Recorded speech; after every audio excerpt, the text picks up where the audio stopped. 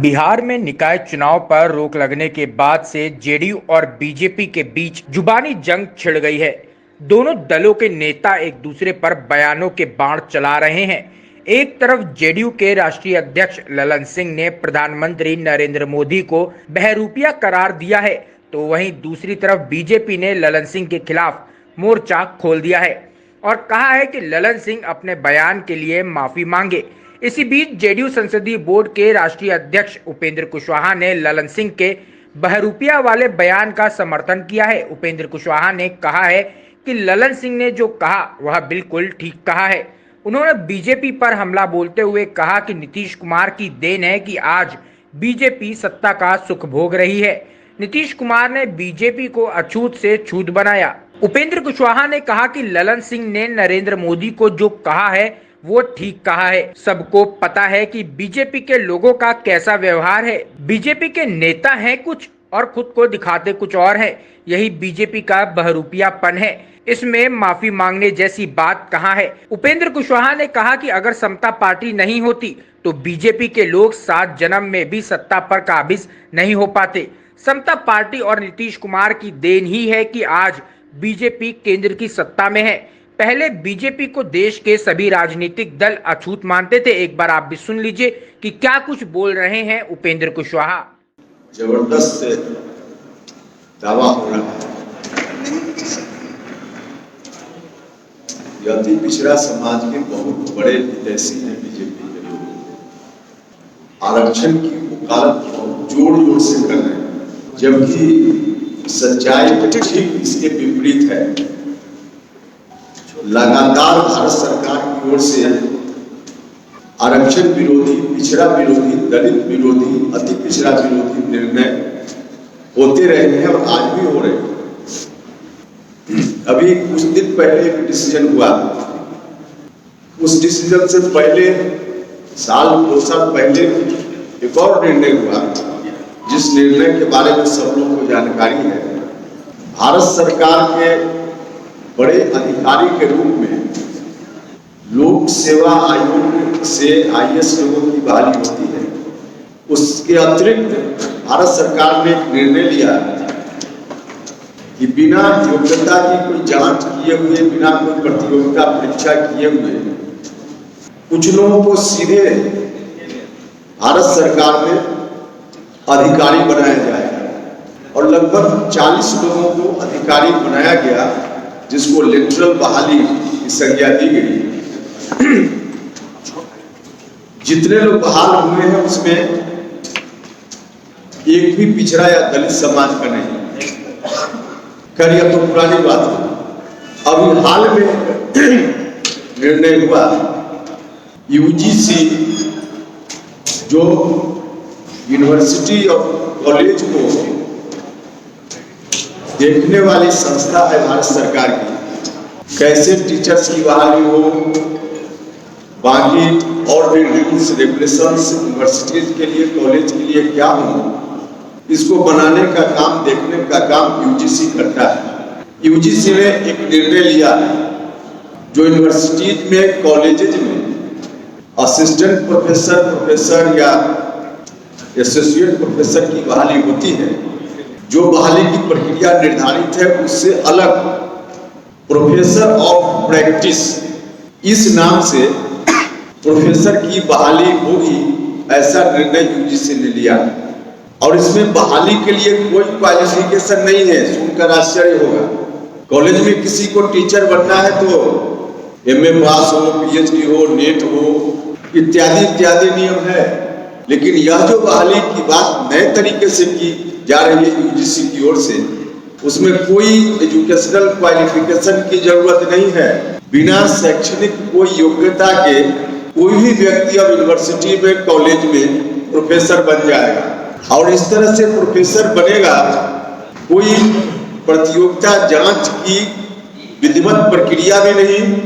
2-3 लोगों की कमेटी होगी, लोग नॉमिनेशन देंगे और वही 2-3 लोग मिलकर सेलेक्ट कर लेंगे कि यह व्यक्ति यूनिवर्सिटी में प्रोफेसर ऑफ प्रैक्टिस हो गया, मतलब प्रोफेसर बन गया।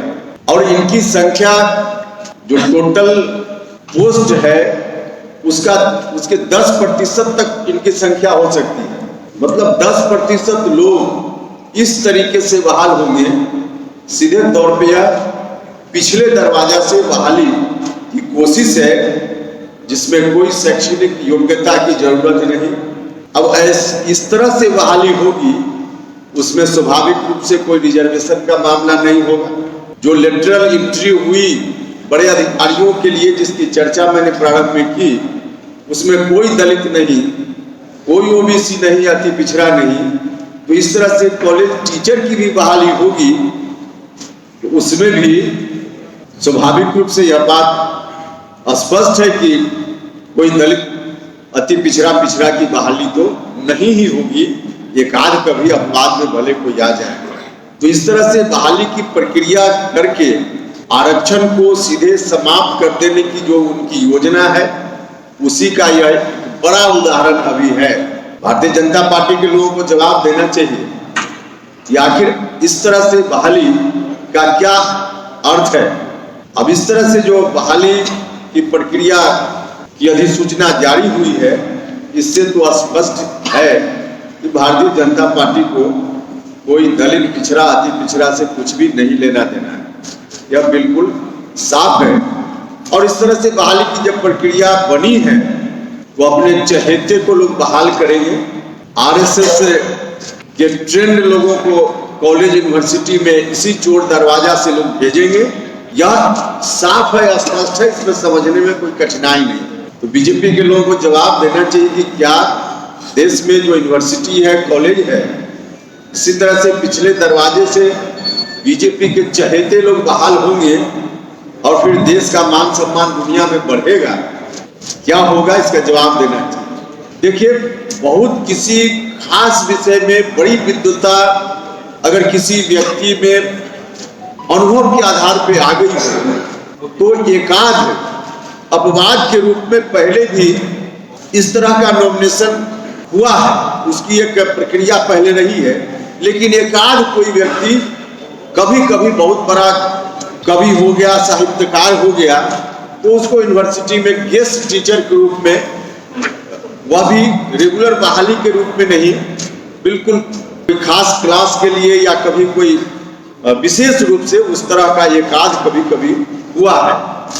लेकिन अभी 10% तक ऐसे लोग बहाल किए जाएंगे। यह जो नया नियम बना, तो इससे तो स्पष्ट है कि बीजेपी बाहर क्या बोलती है और अंदर उनका चेहरा क्या है। एक और उदाहरण हम देंगे। जो सेंट्रल यूनिवर्सिटी है, बहुत पिछड़ों और अति पिछड़ों के हित ऐसे बनते हैं। सेंट्रल यूनिवर्सिटी देश भर में संख्या है उसकी 45। कागज आपको दे दिया जाएगा फोटोस्टेट, जिसमें 45 में 45 वाइस चांसलर एक यूनिवर्सिटी में भी होते ही हैं। अब 45 में एससी अभी की तारीख में सिर्फ एक, अभी मतलब कुछ दिन पहले की यह रिपोर्ट है। 45 में शेड्यूल्ड कास्ट सिर्फ एक, शेड्यूल्ड ट्राइब सिर्फ एक, ओबीसी सिर्फ 7% में जाइएगा, ओबीसी सिर्फ 15%, एसटी 2% और एसटी भी 2.2%। तो वाइस चांसलर में यह स्थिति है। प्रोफेसर के रूप में टोटल संख्या है जो बहाल प्रोफेसर हैं 1005 टोटल। उस 1005 में 6.86% शेड्यूल्ड कास्ट, 6%, एसटी 1.49%, ओबीसी सिर्फ 4.07%। कम से कम ओबीसी 27% तो ऐसे ही जो फॉर्मूला है उसके आधार पे होना चाहिए, लेकिन सिर्फ 4.7%। उसी तरह से एससी भी सिर्फ 6.8% और एसटी 1.4%। आप समझ सकते हैं कि कहाँ है इनका चेहरा, इनका क्या है। एसोसिएट प्रोफेसर में 2700 लोग बहाल हैं, 2700, 2700। इसमें एससी सिर्फ 7.2%, एसटी 2.3% और ओबीसी इसमें भी 4.8%। यही है। असिस्टेंट प्रोफेसर इसमें टोटल है 8,668 इसमें परसेंटेज में देख लीजिए तो एससी 12%, एसटी 5% और इसमें भी ओबीसी सिर्फ 18%। अब बताइए इनका जो खुद भारत सरकार यूनिवर्सिटी चलाती है सेंट्रल यूनिवर्सिटी, इसमें 4%, 3% और 2% दलित, अति पिछड़ा या पिछड़ा, इतनी ही संख्या इनकी है टीचर जो फैकल्टी है टीचिंग उसमें। और कहेंगे कि हम अति पिछड़ा समाज के बहुत बड़े हितैषी हैं, एससी एसटी के बहुत बड़े हितैषी हैं। तो सच में जो इनका चेहरा है यह यही है, पूरे तौर पे घोर आरक्षण विरोधी चेहरा। हम जो बता रहे हैं आंकड़ा, यह आंकड़ा सरकार से ही लिया गया आंकड़ा है और उसके आधार पे यही वस्तु स्थिति है। भारतीय जनता पार्टी के लोगों को बिहार में जो अति पिछड़ा भाइयों के लिए, दलित महादलित के लिए या फिर महिलाओं के लिए आरक्षण चल रहा है, आदरणीय नेता नीतीश कुमार जी ने इतना अच्छा काम किया है, तो इनके खिलाफ भाषण देने के बजाय उनको भारत सरकार में जो कुछ चल रहा है, जिसका कुछ उदाहरण हमने दिया, उदाहरण तो बहुत सारे हैं, फिर कभी बताएंगे, लेकिन इन उदाहरणों के आधार पे बिल्कुल साफ है कि भारतीय जनता पार्टी सामाजिक न्याय विरोधी पार्टी है। इनका टोटल रवैया सामाजिक न्याय विरोध का है, अति पिछड़ा विरोध का है, दलित महादलित विरोध का है। इनके इसी कारनामों को हम लोग लोगों तक ले जा रहे हैं अलग अलग कार्यक्रमों के माध्यम से। हम लोग चाहते हैं कि जनता के बीच सच जाए, राज्य सरकार की क्या उपलब्धि है, नीतीश कुमार जी क्या कर रहे हैं, जनता के बीच जाए और इनकी ओर से ठीक विपरीत जनता के बीच भ्रम कैसे फैले, जनता के बीच तनाव कैसे पैदा हो जाए, समाज में भाईचारा का वातावरण है उसको कैसे समाप्त कर दें। इनकी यह कोशिश है। इनकी इस कोशिश को नाकाम करने के लिए इनकी पूरी राजनीति पाखंड पर आधारित है, इनकी पूरी राजनीति घिनौने किस्म की है, इनकी पूरी राजनीति सामाजिक न्याय विरोधी है। तो इनके इस चेहरा को जनता के बीच ले जाने के लिए, समाज में बिहार में जो सद्भाव कायम है उसको बनाए रखने के लिए, बचाए रखने के लिए हमने भी एक कार्यक्रम लगाया है, पार्टी की ओर से कार्यक्रम लगा है। कल से उसकी शुरुआत है बक्सर से, अलग अलग जिलों में, बक्सर में 16 तारीख, कैमूर 17 तारीख, 19 तारीख औरंगाबाद, 30 तारीख अरवल और उसके बाद चंपारण के इलाके का प्रोग्राम है जो आपको इसकी कॉपी मिल जाएगी। और उस कार्यक्रम में जाकर लोगों के बीच चीज़ों को रखेंगे और इनके इस चेहरा को हम लोग वहाँ बिल्कुल नाकाब इनका हटाएंगे। तो इस मकसद से कार्यक्रम है और जो कार्यक्रम है उसमें हमारे साथ अलग अलग जगह पे तो और नेता होंगे, लेकिन यहाँ से चंदेश्वर सिंह चंद्रवंशी जी माननीय सांसद हैं और रामेश्वर कुशवाहा जी जो माननीय विधान परिषद के सदस्य हैं, लोग जाएंगे और बाकी और जगह और दूसरे लोग भी होंगे, दूसरे नेता भी होंगे।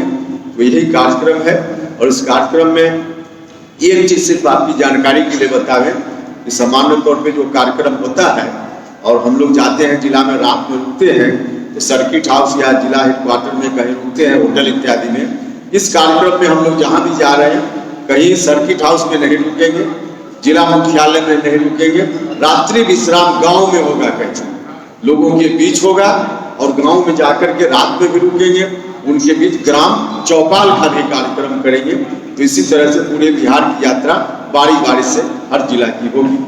यही कार्यक्रम का नाम है सद्भाव बचाओ देश बचाओ। अगर आपको हमारा वीडियो पसंद आया हो तो इसे लाइक करें, सब्सक्राइब करें और साथ ही बेल आइकन दबाना ना भूलें।